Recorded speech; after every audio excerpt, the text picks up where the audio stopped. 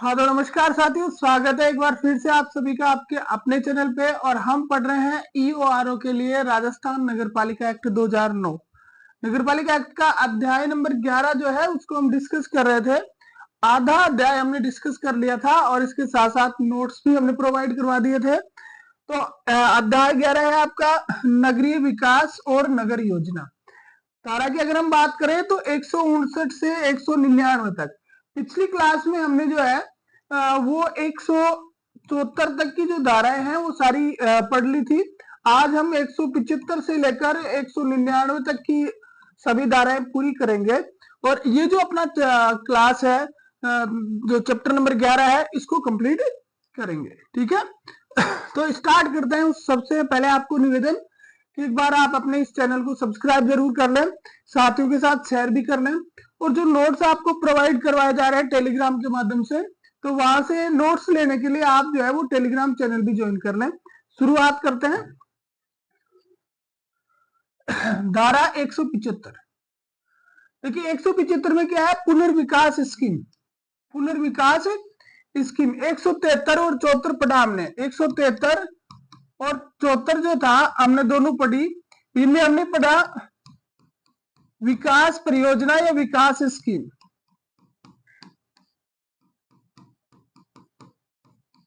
ठीक है, विकास परियोजना और विकास स्कीम ये जो जो थी वो तो सिर्फ एक नई नई है, जो पूरी तरह से एक नए सिरे से उसके लिए थी। लेकिन पुनर्विकास स्कीम में क्या होता है कि नगर पालिका अधिकारी को अगर इस चीज का समाधान हो जाए, उन्हें ऐसा लगे किस चीज के बारे में कि कोई भवन या मकान, कोई भवन जो है मरम्मत या अन्य कारण से मनुष्य के निवास के लिए अनुपयुक्त हो गया। भाई कोई मकान इतना जर्जर है, कमजोर है, तो अगर नगर पालिका को ये विश्वास हो जाता है कि कोई भवन या मकान जो है वो मानव निवास के लिए क्या हो गया, अनुपयुक्त हो गया, यूजफुल नहीं रहा। ठीक है, वो स्वास्थ्य के लिए संकटपूर्ण है, अपने मानव स्वास्थ्य के लिए वो सही नहीं है, तो और उसकी दशाओं से निपटने का सबसे संतोषप्रद तरीका क्या है, पुनर्विकास है। तो नगर पालिका जो है वहां पर 175 के तहत पुनर्विकास स्कीम जो है वो ला सकेगी। ठीक है, किस तरह से, एक बार आपको इस विशेष तौर से ध्यान रखना है कि कोई भवन है वो क्या है, संकटपूर्ण है,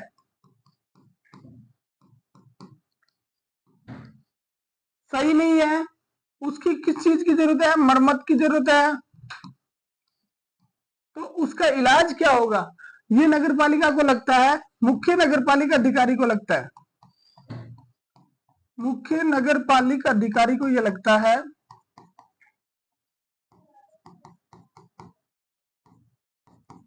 कि भाई अभी इसका और कोई इलाज नहीं हो सकता, यहाँ विकास स्कीम लाई जानी चाहिए। तो ऐसी स्थिति में जो है वो पुनर्विकास स्कीम लाई जाएगी।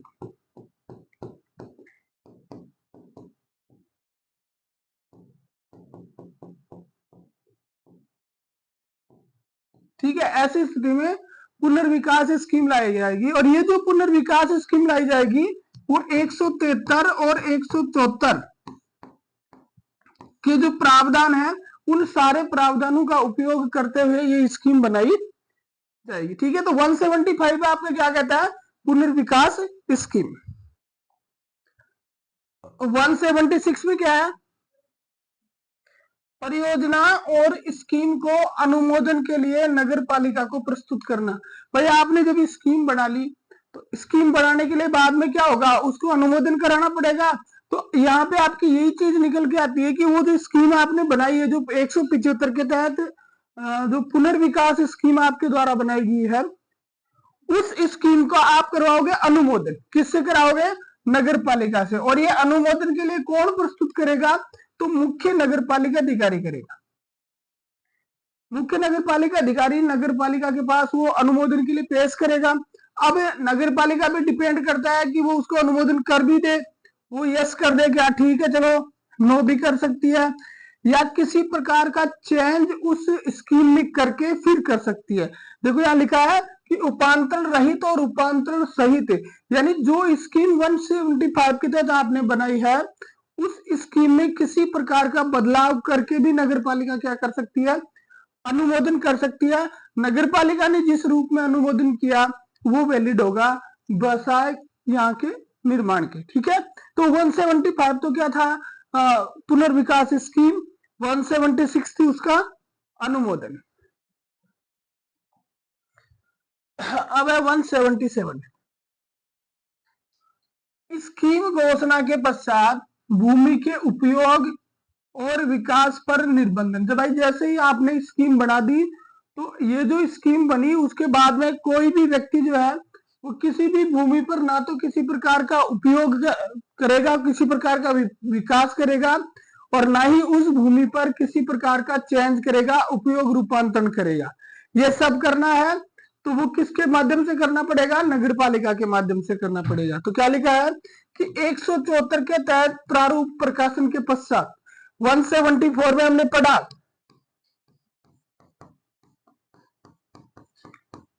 प्रारूप प्रकाशन।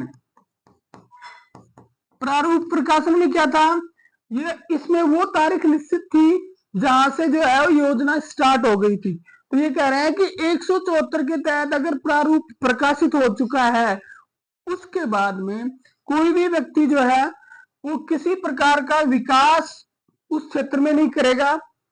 और लेकिन यहाँ पे इन्होंने ये कहा है कि किसी प्रकार का विकास नहीं करेगा, लेकिन कोई क्षेत्र अगर ग्राम पंचायत की आबादी भूमि में स्थित है,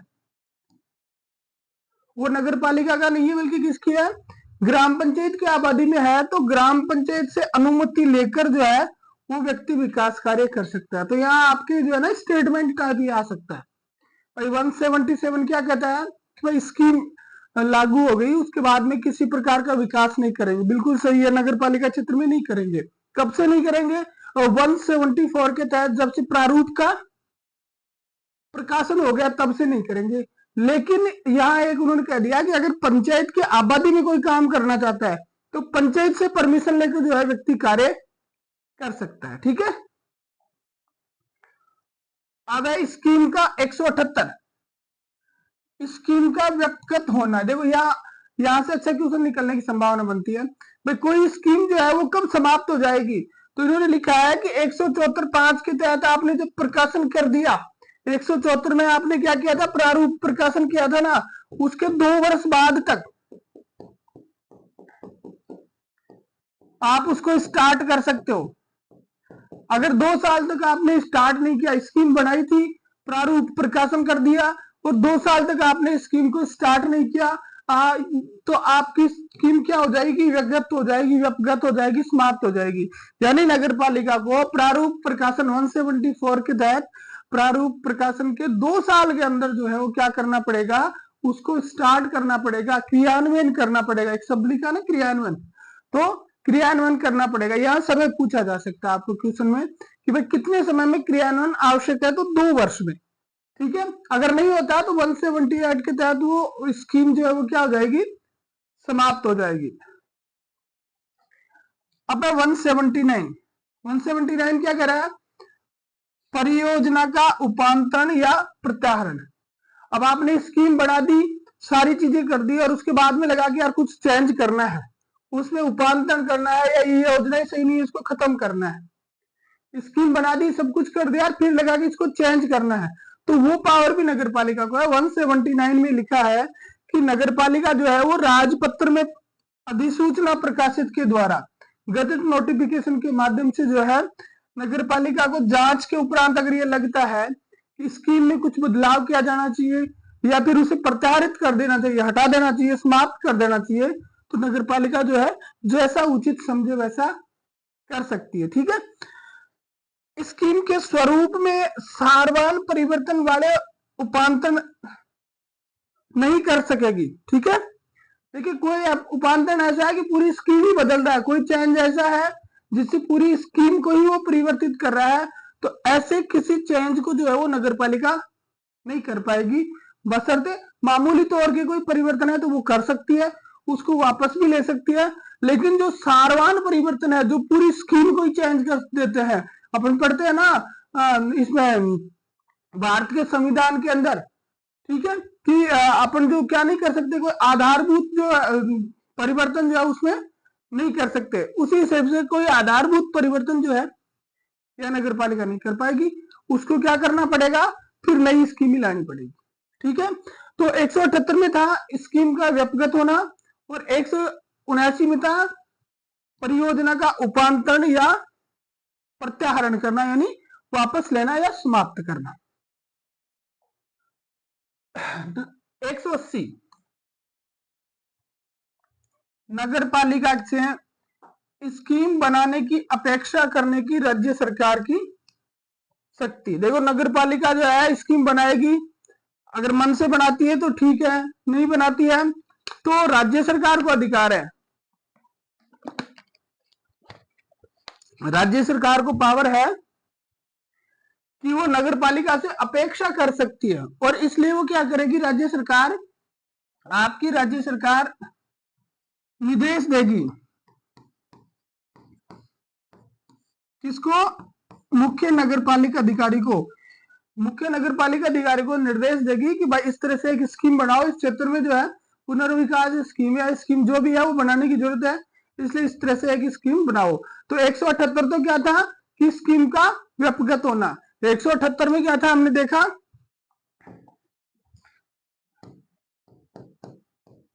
धारा 178,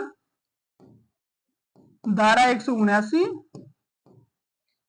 और धारा 180। 78 में क्या था, देखो 78 में था व्यक्तिगत होना,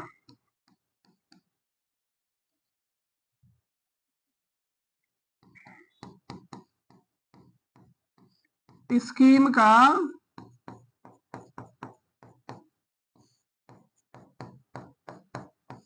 व्यक्तिगत होना। ठीक है, 79 में क्या था, उपांतरण व प्रत्याहरण या प्रत्याहरण। ठीक है, उपांतरण और प्रत्याहरण। और 80 में जो था क्या था कि राज्य सरकार की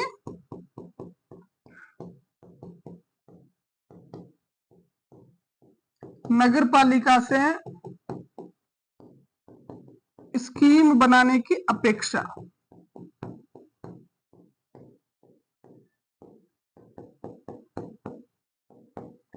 राज्य सरकार की नगर पालिका से स्कीम बनाने की अपेक्षा। ये तीन चीजें हमने देखी, 78, 79 और 80। 78 में क्या है, 78 देखो सीधी सी बात कह रहा है, स्कीम का व्यक्तिगत होना कब हो जाएगी, आपने क्या पढ़ा कि 174, 174 में हमने क्या किया था, प्रारूप प्रकाशन,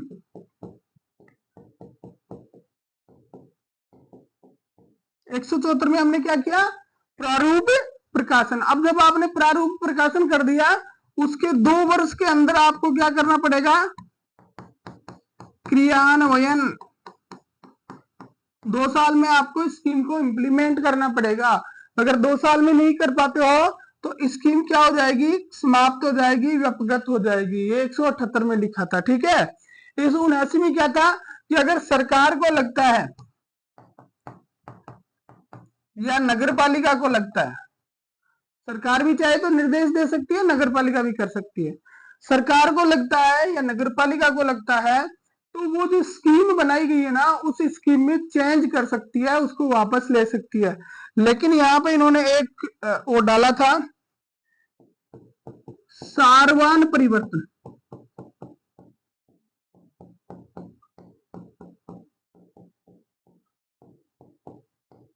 भाई क्या नहीं करेगी, सारवान परिवर्तन नहीं करेगी नगर पालिका जो है, ऐसा कोई परिवर्तन नहीं करेगी कि पूरी स्कीम ही बदल जाए, ऐसा कोई सारवान परिवर्तन नगर पालिका नहीं कर सकती। बाकी सामान्य परिवर्तन कर सकती है, उसको वापस भी ले सकती है 179 के तहत। ठीक है, और उसके बाद था 180 की राज्य सरकार की नगर पालिका से स्कीम बनाने की अपेक्षा। तो राज्य सरकार जो है वो निर्देश दे सकती है किसको, किसको निर्देश देगी, ईओ को, मुख्य नगर पालिका अधिकारी को निर्देश दे सकती है कि भाई इस तरह से उस क्षेत्र के लिए आप एक स्कीम जो है वो बनाइए और बना के नगर पालिका में अनुमोदन के लिए प्रस्तुत कीजिए। तो ये हो गया आपकी 175 से लेकर 180 तक की धाराएं। अब 81 में चलते हैं, ये तो हो गया 181। देखो परियोजना या स्कीम की व्यावृत्ति, परियोजना या स्कीम की व्यावृत्ति। भाई नगर पालिका को अगर लगता है कि स्कीम सही नहीं है तो कोई अन्य योजना बनाकर जो है उसको कार्यान्वित कर सकेगी, दूसरी नई योजना बना सकेगी। ऐसा नहीं कि आपने ये योजना बना दी तो इसी पे काम करोगे, दूसरी नई योजना बना सकेगी और वो जो पुरानी वाली योजना है ना वो समाप्त हो जाएगी। परियोजना या स्कीम की व्यावृत्ति यही कहती है कि नगर पालिका नवीन योजना बना के क्रियान्वित कर सकती है, पुरानी वाली समाप्त हो जाएगी। अब देखो 82, यहां से अलग चेंज हो गया अपना टॉपिक। धारा 182 क्या कहती है? भूमि उपयोग में परिवर्तन पर निर्बंधन और परिवर्तन अनुज्ञात करने की राज्य सरकार की शक्ति। भाई विकास योजनाएं आपकी बन गई, 174 के तहत प्रारूप प्रकाशन हो गया। 174 में आपने क्या किया?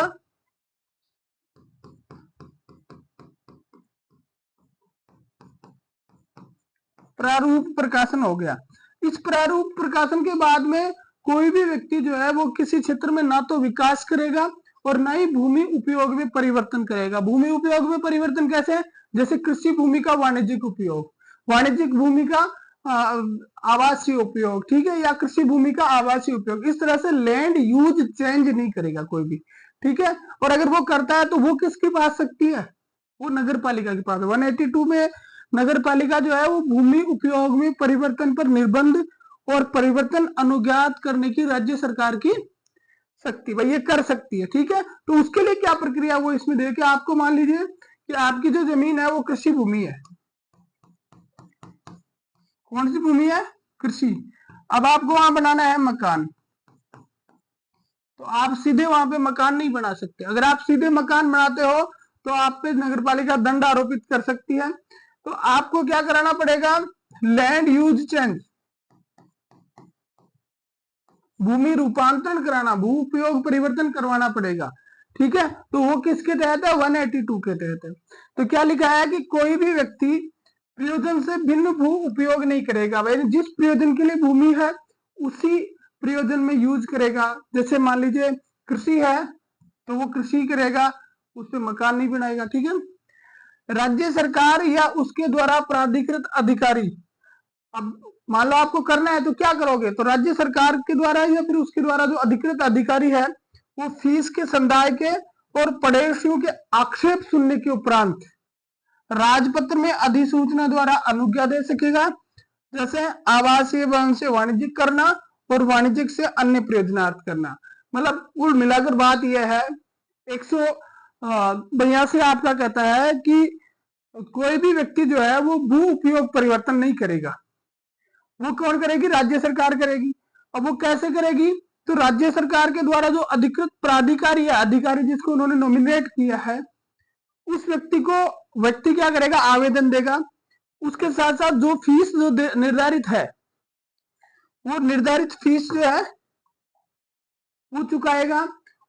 वो अधिकारी क्या करेगा कि पड़ोसियों के आक्षेप सुनेगा। भाई किसी पड़ोसी को तो दिक्कत नहीं है, और आक्षेप सुनने के बाद में जो भी निर्णय जो है वो लेगा। अगर उसको लगता है कि चेंज करना चाहिए तो राजपत्र में अधिसूचना जारी करेगा और उसके द्वारा उस जमीन का जो चेंज है वो उपयोग परिवर्तन कर देगा। जैसे वाणिज्यिक से आवासीय या आवासीय से वाणिज्यिक, जो भी चेंज वो करवाना चाह रहे हैं ना वो कर सकेगा। हाँ, अब देखो, अधिकारी किसी व्यक्ति को अनुज्ञा और नियमन हेतु नोटिस दे सकेगा। अब कोई व्यक्ति ऐसा है जिसने क्या किया कि बिना परिवर्तन कराए ही वो है वो काम करने लग गया, तो अधिकारी उसको क्या कर सकेगा? अनुज्ञा के लिए और नियमन के लिए नोटिस देगा, भाई तुम ये गलत कर रहे हो, ऐसा मत करो, इसको लैंड का जो है ना यूज चेंज कराओ उसका, ठीक है। तो जहां भूमि का मूल उपयोग लोक प्रयोजन, शिक्षा, चिकित्सा था, वहां आवंटन रियायती दर पर था। तो मूल दर और प्रचलित दर का अंतर संगत करने के उपरांत ही नियमन किया जा सकेगा।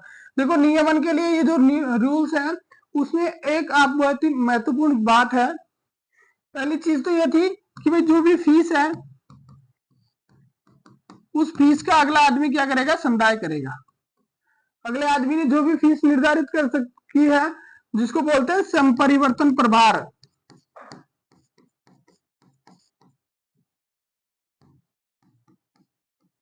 ये शब्द भी आ सकता है आपके भाई। संपरिवर्तन प्रभार चुकाएगा और संपरिवर्तन प्रभार चुकाने के बाद में व्यक्ति जो है वो उसको अलॉटमेंट कर देगा पड़ोसियों के आक्षेप सुन के राजपत्र में अधिसूचना द्वारा। लेकिन कोई जमीन ऐसी है जो शिक्षा,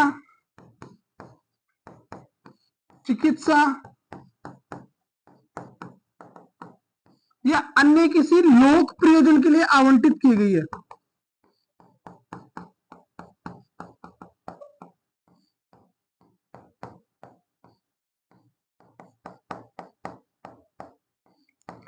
कोई भूमि ऐसी थी जिसको शिक्षा, चिकित्सा या और भी किसी सार्वजनिक हित के लिए आवंटित किया गया था।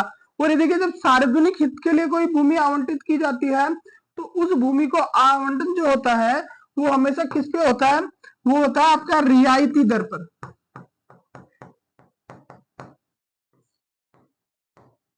किस पे होता है? रियायती दर। अब ये रियायती दर क्या होती है?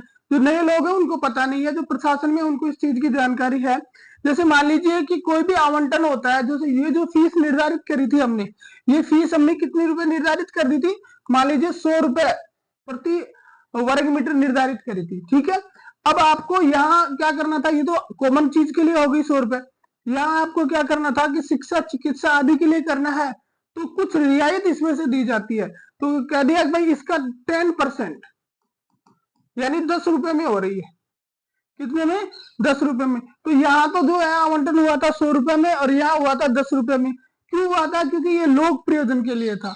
और कोई व्यक्ति इस जो लोक प्रयोजन हेतु रियायती दर पर जो आवंटित भूमि है, उस भूमि को अगर चेंज करवाना चाह रहा है तो उसको क्या करना पड़ेगा कि इन दोनों के बीच का अंतर जो है वो राशि जमा करानी पड़ेगी। यहां लिखा ना कि मूल दर और प्रचलित दर के बीच का अंतर जमा कराना पड़ेगा, उसके बाद में संपरिवर्तन प्रभार जमा कराना पड़ेगा और उसके बाद में उसको चेंज किया जाएगा।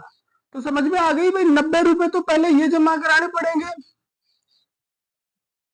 और उसके बाद में संपरिवर्तन प्रभार जमा कराना पड़ेगा, तब आवंटन होगा।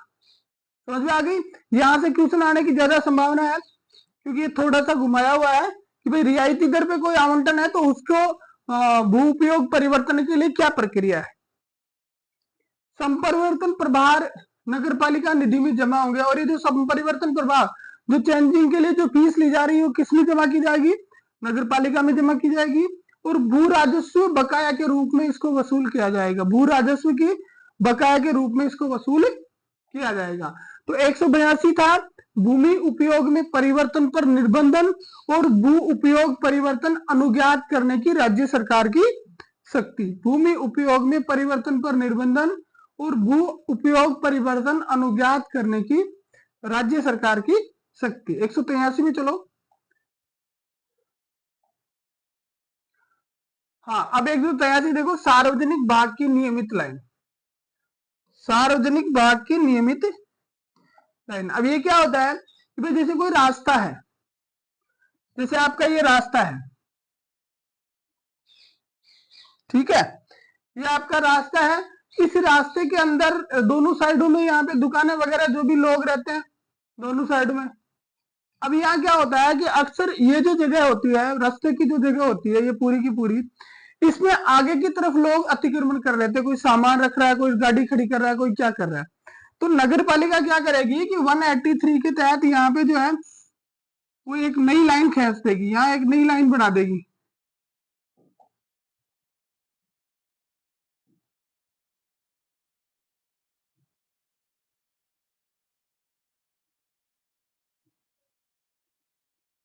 ये नई लाइन बना दी, ये नगर पालिका ने क्या करी, यहाँ पे एक नई लाइन बना दी। तो ये जो नई लाइन बनाई गई है ना, इसको कहते हैं सार्वजनिक भाग की नियमित लाइन। सार्वजनिक भाग की नियमित लाइन यानी ये जो रास्ता जो उन्होंने नियमित लाइन बना दी, इस लाइन के अंदर कोई भी व्यक्ति किसी प्रकार की कोई वस्तु रखना, कोई अतिक्रमण करना कुछ नहीं करेगा। अगर वो करता है तो उस पर दंड आरोपित किया जाएगा 183 के तहत।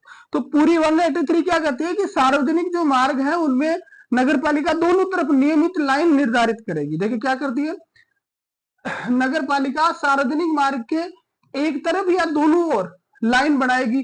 जैसा आपने बनाई यहाँ पे एक नियमित लाइन बना देगी, ठीक है। चौड़ा करने के लिए समय समय पर नई लाइन विहित कर सकेगी और अगर उसको लगता है बार बार की कोई जगह कम पड़ रही है तो इस लाइन को समय समय पर चेंज भी कर सकती है, कभी छोटी कर सकती है, कभी बड़ी कर सकती है। लेकिन ये कब करेगी? जब करेगी तो 1 मास का क्या देगी? विशेष नोटिस देगी। उस पूरे एरिया में जो दीपक है, जो रह रहे हैं, जो इससे प्रभावित हो रहे हैं, उनको 1 मास का नोटिस देगी, भाई यहाँ इतने फीट जो है ना वो नियमित लाइन बनाई जा रही है। संबंधित स्थल पर भी चस्पा करेगी, वहां यहाँ भी लगाएगी, ठीक है। और लिखित में कोई आक्षेप और सुझाव अगर प्राप्त होते हैं तो उस पर भी विचार करेगी। तो कॉमनली बात आपको देखते हैं 183 क्या है? सार्वजनिक भाग की नियमित लाइन। सार्वजनिक भाग की नियमित लाइन में हमें क्या है कि जो मार्ग है उन मार्गों पे एक नियमित लाइन बनाएगी, उससे पहले 30 दिन का नोटिस दे देगी, संबंधित अधिभोगियों को भी ये दे देगी, और उसके बाद में लिखित में कोई सुझाव और आक्षेप मिलता है तो वो सुझाव और आक्षेप जो है वो भी उन पे भी विचार कर लेगी। नक्शा और गिरी भूमियों का विवरण तैयार कर आमजन को निरीक्षण के लिए उपलब्ध कराएगी। वो जो रास्ता हम बना रहे हैं ना, उसका एक नक्शा बनाएगी और उससे संबद्ध जो भूमियां हैं उनका एक पूरा दस्तावेज तैयार करेगी और सभी लोगों को वो उपलब्ध कराएगी। भाई ये देखो, इस तरह से ये जमीनें इसके अंदर आ रही है, इन लोगों के मकान टूटने वाले हैं, सारी डिटेल उसमें होगी। और ये जो लाइन बनाएगी उसको क्या कहेंगे? नियमित लाइन कहेंगे। धारा याद रखनी है 183, 183। नियमित लाइन किसमें बनेगी? 183 में बनेगी। 183 में धारा में क्या बनाएंगे? एक नियमित लाइन बनाएंगे। अब नियमित लाइन आपने बना दी, उसके बाद में लाइन के भीतर किसी प्रकार का निर्माण नहीं किया जाएगा। पहला स्टेटमेंट यही है, आपने लाइन बना दी, कोई किसी प्रकार का अतिक्रमण उस लाइन में नहीं करेगा। अगर कोई उल्लंघन करता है तो उसकी जुर्माना लगेगा, और जुर्माना क्या लगेगा? उल्लंघन पे जुर्माना लगेगा 2K से 5K, 2000 से लेकर 5000 तक का जुर्माना लगेगा। और अगर कोई निर्माण कार्य किया जा रहा है तो उस निर्माण कार्य को रोक दिया जाएगा, कोई वहां लाइन में काम नहीं करेगा। अब यहाँ पे अपील का प्रावधान भी इन्होंने दिया है। अपील क्या है कि जो व्यथित व्यक्ति है वो 30 दिन में क्या करेगा? जिला कलेक्टर को अपील करेगा। जिला कलेक्टर को अपील करेगा, और जिला कलेक्टर की जो अपील वो कर रहा है, यानी जो अपील अधिकारी है, उसका आदेश अंतिम होगा। न्यायालय को जो है वो इसमें किसी प्रकार की कोई अधिकारिता नहीं, न्यायालय को इसमें किसी प्रकार की कोई अधिकारिता नहीं होगी, ठीक है। एक बार शॉर्ट में देखो 183,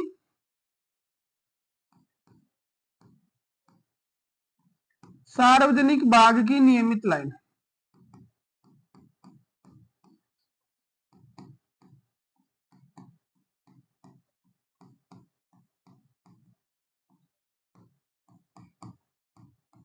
सार्वजनिक भाग की नियमित लाइन हमने बात करी, भाई सार्वजनिक भाग की नियमित लाइन निर्धारित करेगा रास्ता चौड़ा करने के लिए।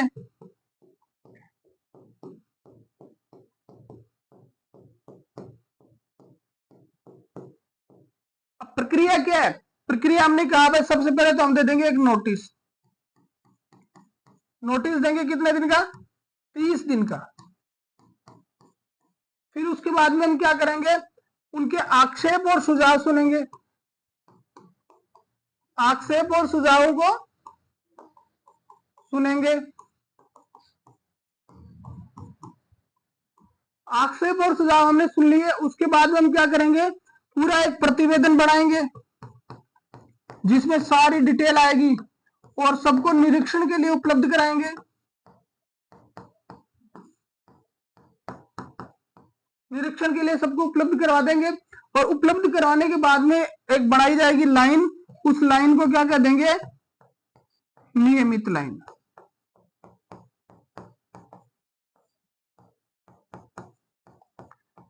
अब ये जो नियमित लाइन बन गई ना, इस नियमित लाइन के अंदर कोई किसी प्रकार का निर्माण नहीं करेगा। नियमित लाइन में किसी प्रकार का निर्माण जो है वो कोई भी व्यक्ति नहीं करेगा। अगर करता है तो वो गलत है, ठीक है। जब आपने नियमित लाइन बना दी और कोई निर्माण कर रहा है तो निर्माण को क्या कर देंगे? रोकेंगे। फिर भी नहीं मानता है तो उस पर क्या लगा देंगे? जुर्माना लगा देंगे। जुर्माना याद रखना है 2000 से 5000। और फिर एक चीज नई इसमें और दे दी, वो क्या थी? अपील। कि कोई व्यथित व्यक्ति है वो क्या कर सकता है?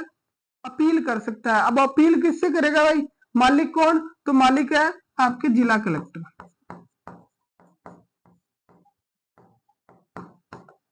जिला कलेक्टर को वो क्या करेगा, अपील करेगा 30 दिन में।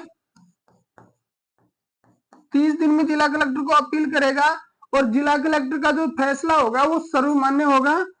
न्यायालय की अगर हम बात कर लें, इसमें न्यायालय जो है वो कुछ नहीं कर पाएगा, न्यायालय को कोई अधिकारिता इसमें नहीं होगी। तो ये था आपका 183 सार्वजनिक भाग की नियमित लाइन, सार्वजनिक भाग की नियमित लाइन। इसके अलावा इसमें कुछ नहीं है इस धारा के अंदर, ठीक है। 184 में चलते हैं। 84 और 85 छोटी सी धाराएं हैं। 184 क्या है, भूमिगत उपयोगिताओं के लिए मार्ग का अधिकार। भूमिगत उपयोगिताओं के लिए मार्ग का अधिकार, भाई जो भूमि का उपयोग कर रहे हैं ना उनके लिए नगर पालिका मार्ग भी उपलब्ध करवाएगी। ये नहीं कि आगे वाले ने रास्ता बंद कर दिया, कॉलोनी काट दी, बंद कर दिया, ऐसा नहीं है, ठीक है। तो धारा डायरेक्ट पूछी जा सकती है, बाकी इसमें ऐसा कुछ नहीं है।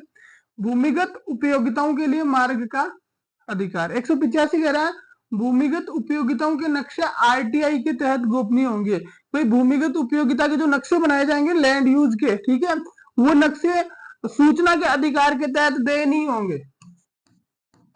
सूचना के अधिकार के तहत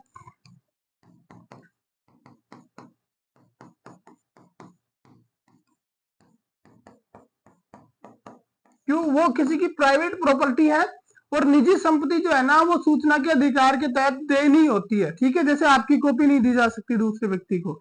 तो 184 कहता है कि भूमिगत उपयोगिताओं के लिए मार्ग का अधिकार, और 185 कह रहा है कि भूमिगत उपयोगिताओं के जो नक्शे होंगे वो देय नहीं होंगे।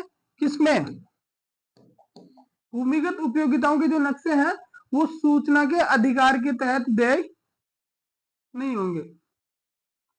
अब 186 पढ़ेंगे, रास्ते से संबंधित ही है। मैं पानी पी लेता हूं जब तक आप लोग जो है वो चैनल को एक बार सब्सक्राइब कर लो भाई।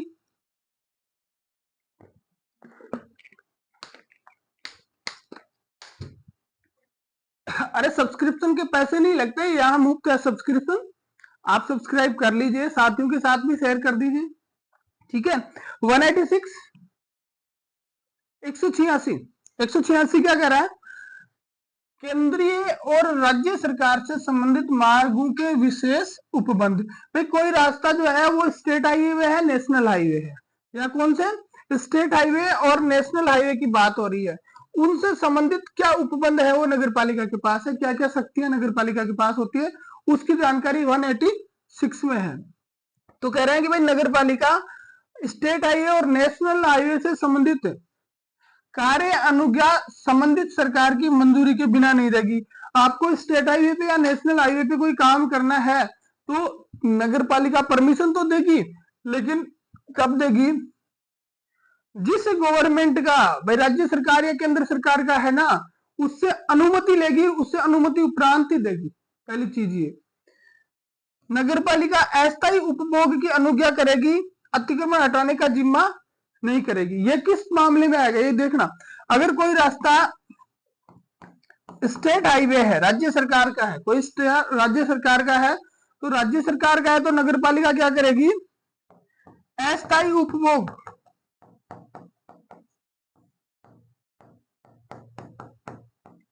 की अनुमति दे सकती है। नगर पालिका क्या कर सकती है, अस्थायी उपभोग की अनुज्ञा दे सकती है, अनुमति दे सकती है। अतिक्रमण है तो अतिक्रमण हटाने का जिम्मा जो है वो भी नगर पालिका का ही रहेगा, ठीक है। लेकिन रख रखाव करने का जिम्मा जो है वो किसका होगा, राज्य सरकार का। यानी उसकी मरम्मत करनी है तो मरम्मत नगर पालिका नहीं करेगी। क्यों नहीं करेगी, क्योंकि उसके पास फंड नहीं है। वो अस्थायी उपभोग की अनुज्ञा दे सकती है, वहां कोई अतिक्रमण करता है तो वो अतिक्रमण हटा सकती है, लेकिन रख रखाव का जो, उनकी मरम्मत का जो जिम्मा है वो किसका होगा, संबंधित राज्य सरकार का होगा। और एक चीज हमने स्टार्ट में पढ़ी कि नेशनल हाईवे और जो स्टेट हाईवे हैं उनमें अनुज्ञा तब तक नहीं दी जाएगी जब तक संबंधित सरकार से नगर पालिका क्या नहीं ले लेती, परमिशन नहीं ले लेती, मंजूरी नहीं ले लेती। 187 उत्सवों के दौरान मार्गों पर अस्थायी निर्माण। देखिए जब आजकल जब नगर पालिका में उत्सव होते हैं प्रोग्राम होते हैं। तो मार्गों के ऊपर क्या किया जाता है, अस्थायी निर्माण के, जैसे कोई पंडाल लगा रहा है, कोई टेंट लगा रहा है, तो उसके लिए भी क्या लेनी पड़ेगी, अनुज्ञा लेनी पड़ेगी, उसके लिए भी परमिशन लेनी पड़ेगी। मुख्य नगर पालिका अधिकारी शर्तों पर या निश्चित समय हेतु बूथ, पंडाल, अन्य संरचना हेतु लिखित अनुज्ञा जारी करेगा। भाई अनुज्ञा जारी कौन करेगा, परमिशन देगा कौन, तो मुख्य नगर पालिका अधिकारी देगा। ठीक है, अब वो हो सकता है जो भी उसने की, भाई कौन कौन सी शर्तें होंगी, उसमें समय होगा, जो फीस निर्धारित है वो फीस होगी, इन सब के आधार पे बूथ, पंडाल जो भी वो लगाना चाह रहे हैं ना, उसके लिए वो अनुज्ञा दे सकेगा, अनुज्ञा जारी कर सकेगा। लेकिन वह अनुज्ञा जारी करने से पहले उसको यातायात प्रभारी जो है उस क्षेत्र का पुलिस अधिकारी, उससे भी परामर्श लेना पड़ेगा कि भाई हम ये अनुज्ञा दे रहे हैं तो कहीं अपने जो है वो यातायात में व्यवधान तो नहीं आएगा, ऐसा तो नहीं कि कहीं यातायात बाधित हो जाए। तो कुल मिलाकर बेसिक से आपसी परामर्श से दोनों अधिकारी जो है वो अनुमति देंगे। अनुमति देने का कार्य नगर पालिका अधिकारी का होगा, लेकिन उसको यातायात प्रभारी जो पुलिस अधिकारी है उससे परामर्श भी जरूर करना पड़ेगा, क्योंकि उसने परमिशन दे दी और रास्ता रुक गया तो फिर समस्या हो जाएगी। ठीक है, तो 187 उत्सवों के दौरान अस्थायी उपभोग, उत्सवों के दौरान मार्गों पर अस्थायी निर्माण। ठीक है, नेक्स्ट देखो 188 क्या कर रहा है, मार्ग, नाली या परिसरों के सन्निर्माण या मरम्मत के दौरान पूर्वधानियां।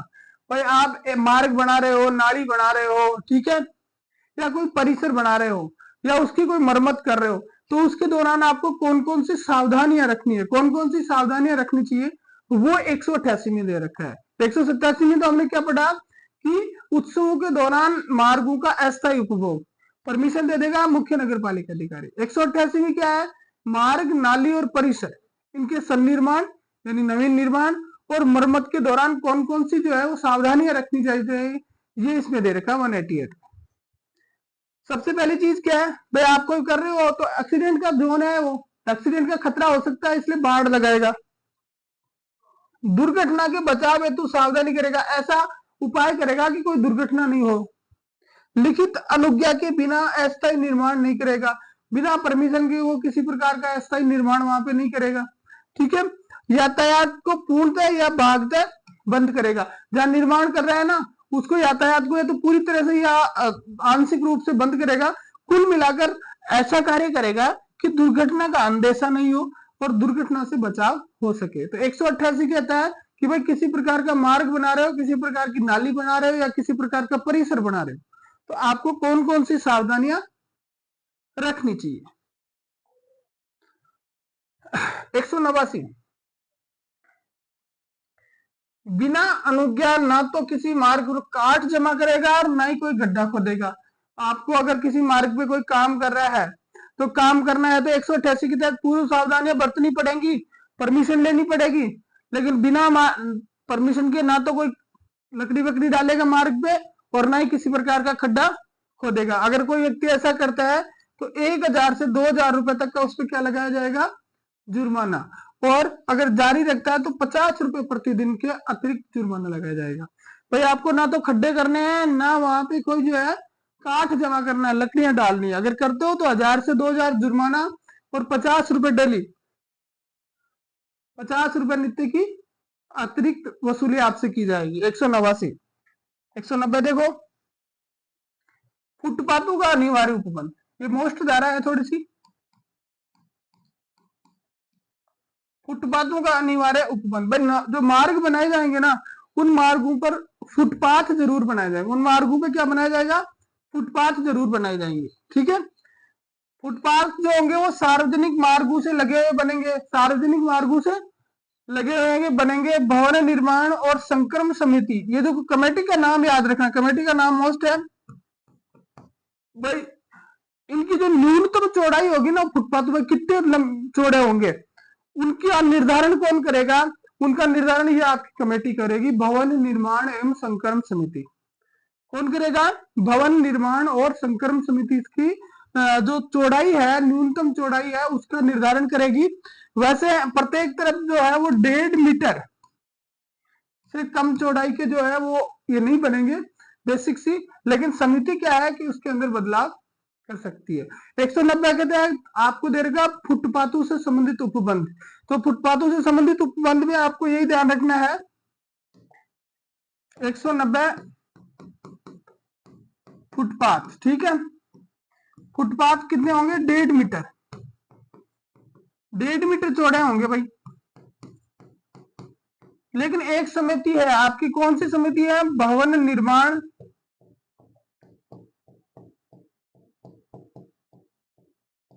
एवं संकर्म समिति।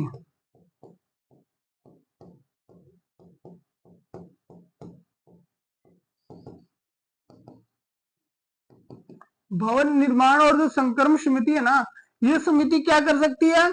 परिवर्तन कर सकती है, परिवर्तन कर सकती है। निर्धारण यही करेगी भाई कितने फीट चौड़े होंगे, कितने फीट लंबे होंगे। समिति का नाम याद रखना मोस्ट है, धारा 190 याद रखना, फुटपाथों का अनिवार्य प्रावधान।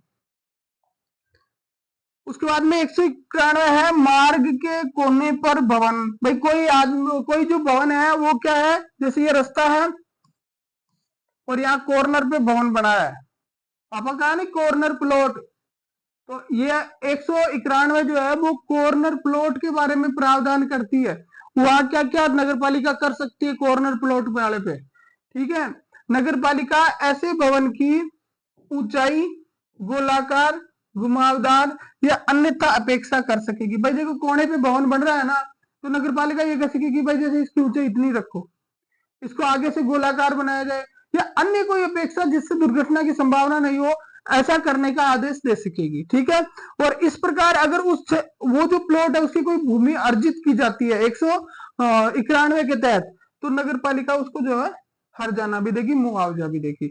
आपको ध्यान रखना है कि जो कॉर्नर के जो प्लॉट है उनकी लंबाई, चौड़ाई, ऊंचाई और उनकी जो बनावट है उसका आधार पे नगर पालिका चेंज करवा सकेगी। और अगर उसकी किसी प्रकार की भूमि का अर्जन नगर पालिका द्वारा किया जाता है तो नगर पालिका उसको प्रतिकर संदाय करेगी, उसको पैसे देगी, फ्री में नहीं दे सकती, पैसे देगी, ठीक है। तो 190 में क्या था? फुटपाथों का अनिवार्य उपबंध। 191 में था मार्ग के कोनों पर स्थित भवन, मार्ग के कोने पर स्थित भवन 191 में। 92 देखो, 192 क्या कहती है? बहिर्गत भवनों को पीछे करना।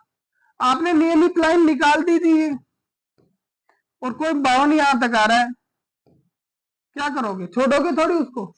तो बहिर्गत भवनों को पीछे करना, जो भवन बाहर निकले हुए ना उनको वहां से हटाना। 183 के तहत जो नियमित लाइन खींची गई है उससे बाहर अगर कोई भवन निकला है तो नगर पालिका क्या करेगी भाई? सबसे पहले उसको नोटिस देगी, संबंधित व्यक्ति को नोटिस देके और उससे गई भाई राजी राजी हटा ले, फायदा मेरे, ठीक है। नोटिस देके हटा सकेगी, अगर व्यक्ति हटाता है तो ठीक है, नहीं तो नगर पालिका खुद हटा देगी। प्राप्त भूमि जो है उसको हटाने से जो भूमि प्राप्त हुई वो किस में आ जाएगी? नगर पालिका में नीत हो जाएगी। और ध्यान रखना है 192 के तहत जो जमीन आवंटित हो रही है ना उसमें नगर पालिका जो है प्रतिकर संदाय नहीं करेगी।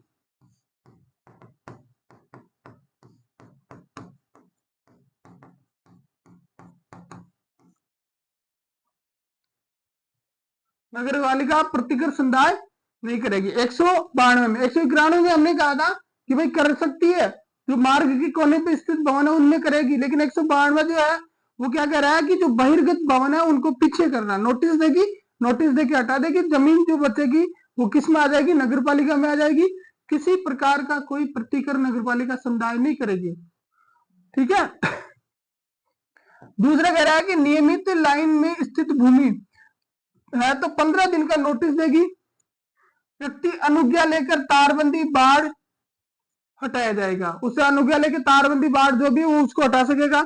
नगर पालिका की कार्रवाई के प्रति कोई नुकसानी का दावा नहीं होगा, यानी नगर पालिका ने कार्रवाई करके उसको हटाया, लाइन खाली कराई ना, किसी प्रकार का कोई दावा नहीं होगा, किसी प्रकार की कोई प्रतिकर या फीस उसको संदाय नहीं की जाएगी, ठीक है। 193 है भवनों की सतह। भाई आप जो बिल्डिंग बनाएंगे ना उस बिल्डिंग की जो सतह है वो कितनी की रखेंगे, उनकी कुर्सी कितनी की रखेंगे? तो जल स्तर से नाली की जो सतह है उससे नीचे नहीं रखेंगे, ऊंची रखेंगे, ताकि पानी आए तो फिर आप मरो नहीं, आपके अंदर पानी नहीं जाए। ठीक है, ऐसा नहीं करना है कि उस नाली से नीचे अगर आप रखते हो तो नगर पालिका उसको रुकवा सकती है कि नहीं भाई, इसको इसकी जो है ना वो सतह वो थोड़ी क्या करो, ऊंची करो, जल निकास से ऊंची होनी चाहिए, ताकि बरसात के मौसम में किसी प्रकार का व्यवधान आपको नहीं हो, पूरे एरिया का पानी आके आपके घर में नहीं भरे। ठीक है, तो 192 में बहिर्गत भवन को पीछे करना, 193 में है आपके भवनों की सतह जल निकासी। ठीक है, इससे ऊपर होनी चाहिए। अब देखो सबसे मोस्ट धारा अगर हम कहें इस एक्ट की 194, इसको थोड़ा सा देख लो, सबसे बड़ी भी है, काफी बड़ी धारा है। इसमें क्या है, समस्त प्रकार के भवनों के निर्माण से संबंधित उपबंध। भाई सभी प्रकार के भवन जो है वो आप बनाओगे, तो उन भवनों का निर्माण करने से सारे उपबंध 194 में है। उसकी परमिशन कैसे दी जाएगी, क्या दी जाएगी, तो काफी बड़ी धारा है, थोड़ा सा शॉर्ट में देखेंगे हम। सबसे पहले क्या है कि जिसको भवन बनाना है या कोई पुनर्निर्माण करना चाहता है या किसी बहिर्गत मार्ग को पुनर्निर्माण करना है या कुएं में बोरिंग करनी है या टावर लगाना है, ये 5 काम हो गए, उसको परमिशन लेनी पड़ेगी। 194 में क्या है, समस्त प्रकार के भवनों के निर्माण से संबंधित उपबंध है। कोई व्यक्ति ये 5 काम करना चाहता है, क्या, भवन बनाना है, पुनर्निर्माण करना है, बहिर्गत भाग को पुनर्निर्मित करना, आंतरिक करेगा जरूरत नहीं है, कोई कुआ या बोरिंग खोदनी है या फिर टावर लगाना है, ये 5 काम करने हैं। इन 5 कामों के लिए उसको क्या लेनी पड़ेगी, अनुज्ञा लेनी पड़ेगी। ठीक है, और अनुज्ञा लेने के लिए वो क्या करेगा, ये अगली बात है। अपेक्षित दस्तावेजों सहित नगर पालिका में आवेदन करेगा। जो जो दस्तावेज चाहिए, जो डॉक्यूमेंट्स चाहिए, उन डॉक्यूमेंट्स के साथ वो है वो नगर पालिका को क्या करेगा, आवेदन करेगा। अब ना आवेदन के साथ क्या क्या चीज होगी, आवेदन के साथ निम्न होगा, क्या क्या चीजें होगी आवेदन के साथ, ये बता दे। तो सबसे पहले हक का दस्तावेज और शपथ पत्र। वो जिस जमीन पे वो काम करना चाह रहा है वो जमीन उसी की है, इसका कागज होना चाहिए, जैसे रजिस्ट्री, पट्टा वगैरह जो भी है। और एक शपथ पत्र भी होगा कि भाई ये जमीन पूरी तरह से मेरी है, किसी प्रकार का कोई वाद विवाद नहीं है। तो हक का दस्तावेज और शपथ पत्र। दूसरा क्या है, नगर पालिका में जमा फीस की फोटो प्रति। उस आवेदन के लिए नगर पालिका में जो फीस जमा उसने करवा रखी थी उसकी फोटोकॉपी चाहिए। स्थल योजना यानी वहां का नक्शा होगा, प्लानिंग जो उसने बनाई ना वो होगी, और वो कितनी कॉपी में होगी, 6 कॉपी में। और अन्य कोई चीज जो नगर पालिका को उचित लगे वो कुछ डाल सकती है कि भाई क्या क्या और चीजें चाहिए। तो बेसिक सी चीज आपको यहाँ ध्यान रखनी है, 194 में विभिन्न प्रकार के निर्माण कार्यों के उपबंध है। 5 काम आप करेंगे, भवन बनाना है, पुनर्निर्माण करना है, बाहरी बाग में निर्माण करना है, कुआं खोदना है या टावर लगाना है, आपको लेनी पड़ेगी परमिशन। परमिशन लेने के लिए आप करोगे आवेदन, आवेदन के साथ आप लगाओगे हक का दस्तावेज, शपथ पत्र, नगर पालिका में जमा फीस की रसीद और स्थल योजना की कॉपी लगाओगे 6 कॉपियों में। ठीक है, ये सारी भी चीजें हो गई। अब आगे क्या करेंगे, दूसरी चीज, ये तो आपने आवेदन कर दिया। अब आपका जो नक्शा था ना वो नक्शा नगर पालिका या नगर सुधार न्यास के मुख्य नियोजक द्वारा अनुमोदित होना चाहिए। जो नक्शा आपने प्रस्तुत किया है या तो नगर पालिका के द्वारा अनुमोदित होना चाहिए या जो नगर सुधार न्यास है उनके मुख्य नियोजक के द्वारा जो है वो नक्शे पे साइन होने चाहिए। नगर पालिका निर्धारण करेगी दस्तावेजों के आधार पर कि भाई ये जो जमीन जिसपे वो बात कर रहा है वो सार्वजनिक नहीं है, और व्यक्ति का वैध कब्जा। 2 चीजें देखेगी नगर पालिका, ये देखो मोस्ट चीज है कि नगर पालिका किन विशेष चीजों का ध्यान रखेगी कि जिस जगह पर व्यक्ति क्या चाह रहा है, बनाना चाह रहा है, निर्माण कार्य करना चाह रहा है, वो सार्वजनिक जगह नहीं है, व्यक्ति की पर्सनल है और उसका विधिक रूप से उसका कब्जा है। 2 चीजें वो निर्धारित करेगी। एक आपको ध्यान रखना है कि नक्शा जो होगा वो किसके द्वारा होगा, मुख्य नगर नियोजक के द्वारा, मुख्य नगर नियोजक के द्वारा अनुमोदित होगा। ठीक है, नगर पालिका 2 मास में क्या करेगी, विनिश्चय करेगी, और अगर 2 मास में विनिश्चय करके उसको सूचना नहीं देती है तो वो 1 मास का नगर पालिका को क्या देगा, नोटिस देगा, और उसके बाद में वो कार्य प्रारंभ कर सकेगा। देखो यहाँ ये जो समय वाला है ना, ये ध्यान रखना, 2 मास और 1 मास। भाई 2 महीने के अंदर उसने आवेदन दे दिया, सब कुछ सही है, गलत है तो खारिज कर देगी। विनिश्चय का मतलब ये हो गया, ये नहीं है कि अनुमति दे देगी। विनिश्चय का मतलब हो गया कि देगी नहीं देगी, जो उसे करना है कर लेगी। 2 महीने के अंदर उसको सूचना देनी पड़ेगी कि हाँ भाई तुम्हारा आवेदन आया था, तुम्हारे आवेदन पे हमने ये कर लिया, ठीक है। 2 महीने के बाद में तक अगर उसको कोई प्रकार की यस नो कुछ नहीं दिया जाता, नो दे दिया तो बात ही खत्म होगी, यस दे दिया तो भी बात खत्म होगी, कोई जो है एक्शन नहीं लिया गया, तो वो व्यक्ति जो है वो नगर पालिका को एक नोटिस देगा, 1 महीने का नोटिस देगा। और जिस दिन उसने नोटिस नगर पालिका को तामील करवाया, उससे 1 महीने बाद में जो है वो काम कर सकेगा। ये माना जाएगा कि नगर पालिका ने परमिशन दे दी, चाहे नगर पालिका दे चाहे नहीं दे, ठीक है। अब आ गई, ये तो आ गई परमिशन की बात है। अब आती है बहुमंजिल भवन की बात, कि कोई बहुमंजिला भवन बन रहा है जो 15 मीटर से अधिक है, या फिर 500 मीटर प्लस का कोई वर्ग मीटर का कोई कॉम्प्लेक्स बन रहा है, ठीक है, बड़े भवनों की यहाँ बात हो रही है।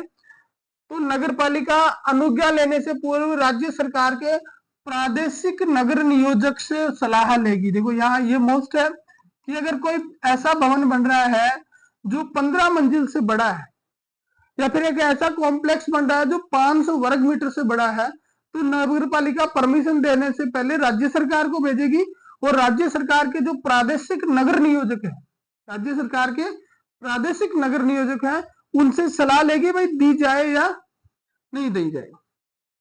गैर आवासीय भवन, बहुमंजिला भवन और तहखाना, अगर इस तरह की कोई चीज बन रही है तो क्षेत्रीय नगर नियोजक से भी वो सलाह लेगी। देखिए 15 मीटर से ऊंचा प्लस 500 मीटर, तो किससे ले लिया? प्रादेशिक से। कोई गैर आवासीय भवन बन रहा है, तहखाना वाला बन रहा है, तो क्षेत्रीय नगर नियोजक से भी वो क्या लेगी? सलाह लेगी। तो कौन सी सलाह किससे लेगी, ये ध्यान रखने वाली चीज है, क्योंकि क्वेश्चन में जो आएगा ना, वो क्वेश्चन में इस टाइप से ही आएगा, आपको मिलान कराएगा भाई किससे सलाह ली जाएगी। 194 के तहत सलाह किससे ली जाएगी? प्रादेशिक नगर नियोजक से ली जाएगी, क्षेत्रीय नगर नियोजक से ली जाएगी, ठीक है, तो वह आपको ध्यान रखना है। अगला क्या है? मुख्य नगर पालिका अधिकारी प्राधिकृत समिति का अध्यक्ष, भाई जैसे भवन निर्माण संक्रम समिति है, जो भी समिति है जो इनकी देखरेख करती है, उसका अध्यक्ष और मुख्य नगर पालिका अधिकारी जब इच्छा होगी तब मौका निरीक्षण कर सकेंगे, काम चल रहा है जाके चेक कर सकेंगे, है ना, ठीक है। और शर्तों का अतिक्रमण करने वाले भाग को हटाने की शक्ति होगी। और अगर उन्हें लगता है कि जो अनुज्ञा दी गई है उस अनुज्ञा के अलग से कुछ काम किया जा रहा है, तो उसको हटाने की शक्ति किस किस को होगी? मुख्य नगर पालिका अधिकारी और प्राधिकृत समिति के अध्यक्ष को होगी, वो दोनों उसको हटवा सकेंगे। संपूर्ण परिसर किसी भाग को अधिकृत करना या कब्जे में लेना या उपयोग प्रसिद्ध करना विधिपूर्ण होगा। और अगर इनको लगता है तो भाई कुछ गलत किया जा रहा है, तो संपूर्ण परिसर को, उसके किसी भाग को अधिकृत कर सकेंगे, तोड़ सकेंगे, कब्जे में ले सकेंगे, मतलब गलत कुछ कर रहे हैं ना वो, तो उसको हटाने का पावर नगर पालिका में यथावत बना रहेगा। ऐसा नहीं है कि आपने अनुज्ञा दे दी तो अनुज्ञा दे दी तो सब काम ही खत्म हो गया, ऐसा नहीं है। अनुज्ञा की अनुपालना भी सुनिश्चित करवाने की जिम्मेदारी नगर पालिका की। फिर देखो आगे, भूमि उपयोग परिवर्तन अंतर्वलित होने पर नगर पालिका अनुज्ञा नहीं देगी। मान लीजिए किसी व्यक्ति ने जो है वो भूमि उपयोग के लिए आवेदन कर रखा है और वो अभी मिली नहीं है, तो नगर पालिका को पावर है कि वो किसी प्रकार की परमिशन नहीं दे जब तक कि वो अनुज्ञा नहीं मिल जाती है, जब तक कि परमिशन नहीं मिल जाती है। तो भू उपयोग परिवर्तन अनुकल्पित होने तक जो है वो नगर पालिका किसी प्रकार की परमिशन नहीं देगी। आवेदक कार्य प्रारंभ नहीं करेगा, ठीक है, और आवेदक जो है ना वो काम भी शुरू नहीं करेगा, क्योंकि पहले तो भूमि का उपयोग जो है वो चेंज होना चाहिए ना। नगर पालिका जो है वो पत्र भेजेगी राज्य सरकार के द्वारा प्राधिकृत किसी अधिकारी को, भाई जब तक ये नहीं होता तब तक इसको किसी प्रकार का कार्य करने नहीं दिया जाए। अब देखो यहाँ पे एक मोस्ट चीज और आती है 194 में, 15 मीटर से ऊंचे भवन में अधिभोग प्रमाण पत्र हेतु स्वामी आवेदन करेगा। 15 मीटर से ज्यादा का कोई भवन बढ़ रहा है ना, तो उसमें आपने पहले तो बनाने के लिए अनुज्ञा ली, पहले तो आपने अनुज्ञा ली किस चीज के लिए? बनाने के लिए। अब बनाने के बाद में आपको क्या करना पड़ेगा? उसमें निवास करना पड़ेगा, एक्ट की भाषा में कहेंगे अधिभोग। एक्ट की भाषा में क्या कहेंगे? अधिभोग। तो व्यक्ति जो है वो अधिभोग के लिए क्या करेगा? आवेदन करेगा। डायरेक्ट जाके निवास नहीं करेगा। यहाँ भी नगर पालिका को पूछना पड़ेगा, भाई मैं रह लूं क्या? मैंने बना तो लिया, आप रह जाओगे इसमें? नगर पालिका उसका निरीक्षण करेगी। अगर आवश्यक सुधार यदि है तो कोई जारी करेगी कि भाई तुम्हें नहीं नहीं भैया इसमें ये कमी है, तुम्हें ये काम इसमें और करना चाहिए, और उसके बाद में प्रमाण पत्र जारी कर सकेगी। उसके बाद में प्रमाण पत्र जारी कर सकेगी। तो दो चीजें आपको ध्यान रखनी है। पहली चीज आपको ये ध्यान रखनी है कि अधिभोग प्रमाण पत्र कितने हाइट वालों को दिया जाएगा? तो 15 मीटर। 15 मीटर प्लस वाले जो भी है ना, उनको अधिभोग प्रमाण पत्र की जरूरत पड़ेगी। तो पहली चीज तो ये होगी। दूसरी चीज ये होगी कि भाई अगर कोई व्यक्ति अधिभोग प्रमाण पत्र नहीं लेता है तो फिर जुर्माना बहुत हाई है, 30,000 से 50,000। कितना है? 30,000 से 50,000। बिना अधिभोग प्रमाण पत्र के कोई व्यक्ति निवास करता है तो नगर पालिका 30,000 से लेकर 50,000 तक का उस पर जुर्माना लगा सकती है। और फिर भी नहीं मानता है तो 500 रुपए रोज के। तो ये तो किराए से भी महंगा पड़ गया। ठीक है, तो आपको अनुज्ञा भी लेनी है निर्माण की, आपको भू उपयोग परिवर्तन भी करवाना है, और आपको अधिभोग प्रमाण पत्र भी लेना है। नहीं तो 30,000 से 50,000 कहां से भरोगे? ठीक है, और 500 रुपए डेली। बिना अनुज्ञा आवेदन पुनर्निर्माण। कोई व्यक्ति कोई फिर से कोई छोटा मोटा निर्माण कर रहा है और बिना अनुज्ञा के आवेदन के कर रहा है तो उसको 1 से 3 माह का कारावास और 20,000 से 50,000 रुपए जुर्माना। देखिए सबसे ज्यादा जुर्माने इसी धारा में है।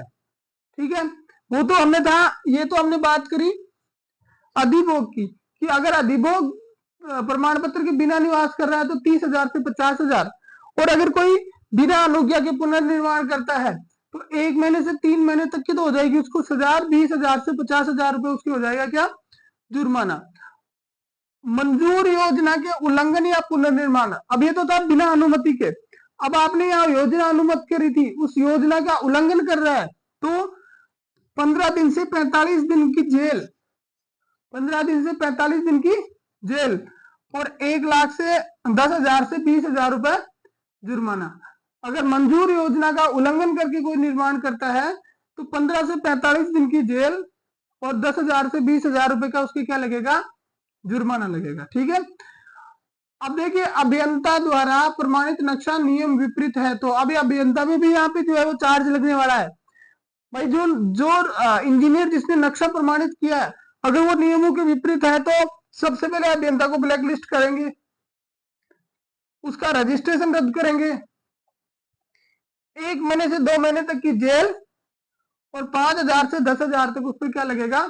जुर्माना। तो तीनों जुर्माने याद रखें। अधिभोग प्रमाण पत्र नहीं है तो 30,000 से 50,000 और 500 रुपए डेली। बिना अनुज्ञा अगर व्यक्ति कर रहा है तो 1 से 3 माह की सजा और 20,000 से 50,000 जुर्माना। अगर योजना के उल्लंघन में कर रहा है तो 15 से 45 दिन का कारावास और 10 से 20,000 रुपए की वो सजा, तो सॉरी जुर्माना। अगर अभियंता ने गलत काम किया है तो ब्लैक लिस्ट कर देंगे, रजिस्ट्रेशन रद्द कर देंगे, 1 महीने से 2 महीने का कारावास और 5,000 से 10,000 तक उस पर क्या लगाया जाएगा? जुर्माना लगाया जाएगा। अगर कोई व्यक्ति अनुज्ञा के लिए कूट रचित दस्तावेजों का प्रयोग करता है तो नगर पालिका पदाधिकारी पर कार्रवाई होगी। भाई कोई नगर पालिका का पदाधिकारी है उसने ऐसे कूट रचित दस्तावेजों का यूज किया है अनुज्ञा देने के लिए तो उस पर भी क्या कार्रवाई होगी? उस पर अनुशासनात्मक कार्रवाई होगी।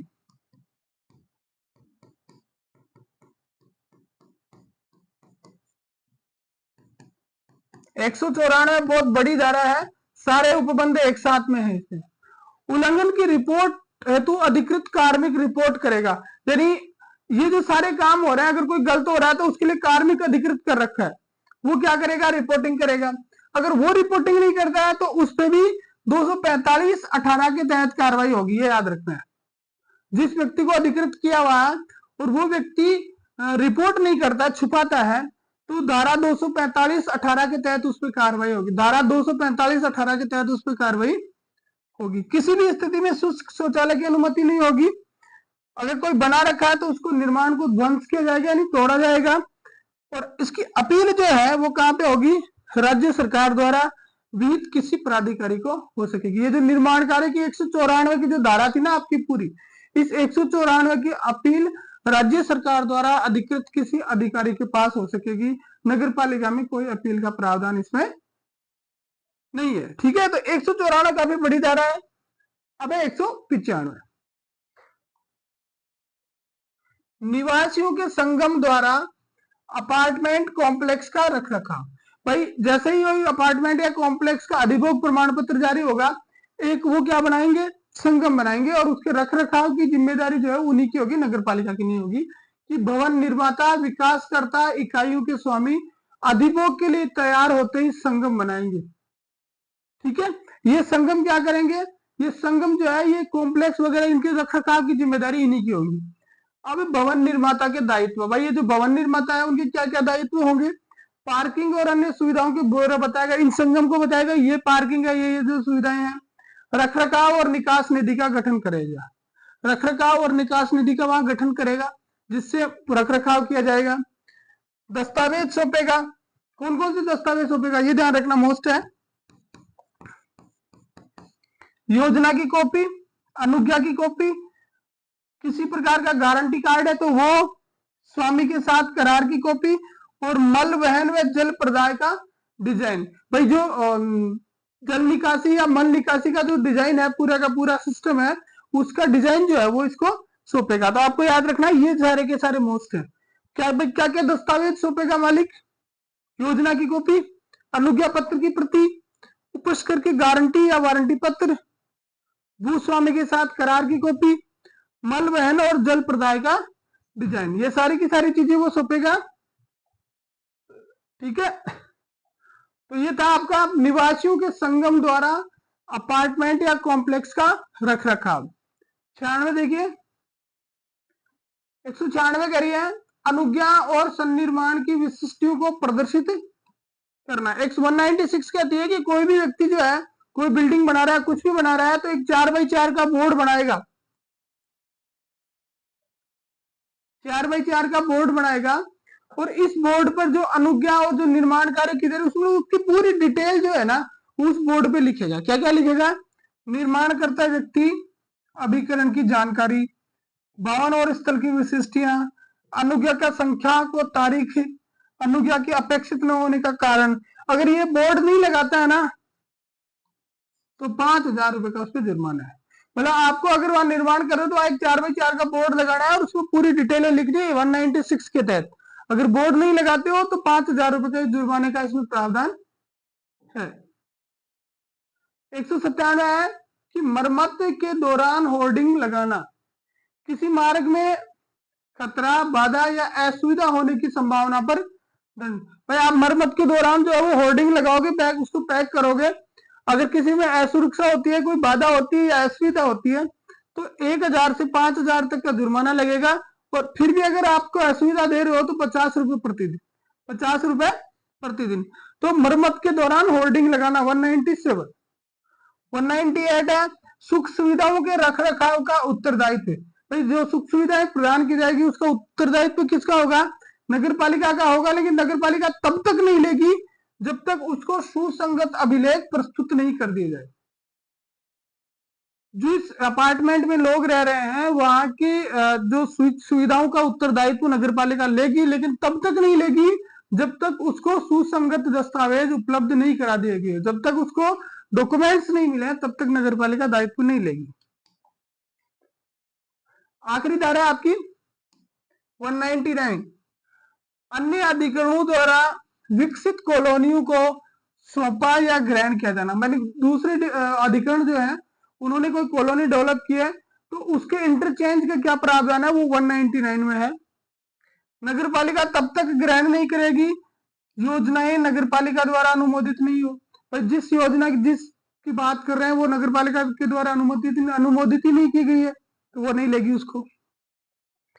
विद्यमान विधि नीतियों के अनुसार न हो, वर्तमान के नियमों के अनुसार नहीं हो, 198 वाली सुख सुविधाएं नहीं दी गई हो, आवश्यक कमी प्रभार नहीं दिए गए हो, और सुसंगत अभिलेख नगर पालिका में प्रस्तुति नहीं किया गया, मतलब पूरी तरह से छानबीन करके और उसके बाद में नगर पालिका जो है वो आपके ये लेगी। तो ये आपकी 200 तक की धाराएं जो है पूरी हो गई है।